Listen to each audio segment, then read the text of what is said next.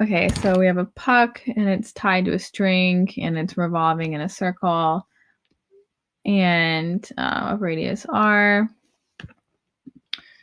And the mass is m1, and then it's on a table, and then it's pulled through a hoop, and then there's an object of mass 2 on the other end. So I'm not sure the best way to draw that. I'll just draw it like this. This just means it's going, the dash means it's going vertically. So we're going to get, and we know that the radius is not changing. And so we want to get the tension and the radial force acting on the puck.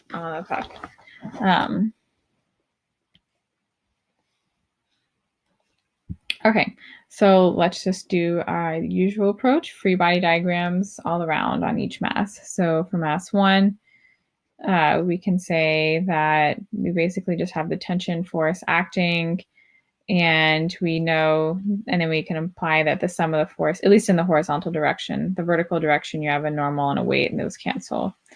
So you can say the sum of the forces is mv squared over r, since it's moving in a circle. And the force is the tension force. And then this applies to M1. So we can leave that there. And then for, I'll kind of put a little box on it. So for 2, we have a very similar equation. It's not moving up and down.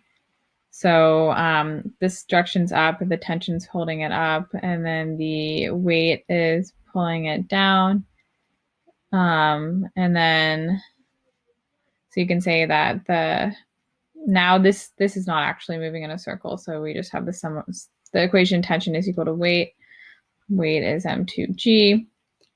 So yeah, we can just take this and plug this in here and get some relationships. I kind of forgot what we were supposed to solve for, but that's okay. That's not what's important. So I have this relationship, and then for A, what do I want is tension. Oh, yeah, tension is just m2g. So I'll go ahead and put a box on that and say that's A. And for B, radial force acting on the puck, that is just tension. So that's also the answer for B, tension. Now we want the speed of the puck. And so we can get that through this relationship. So you get that V is equal to R m2 over m1 times G square rooted. So it depends on the mass ratio. Oh yeah, I need this R, bring the R over. And yeah, so there's your V. So that's the answer for C. And we want to get what happens if, oh, interesting, if M2 is increased by placing a load. So if M2 is increased, that means the tension is going to increase. And so if the tension increases, then, I mean, I suppose this equation still holds up. So then this has to increase. So I would say that R gets smaller, and then the V would stay the same.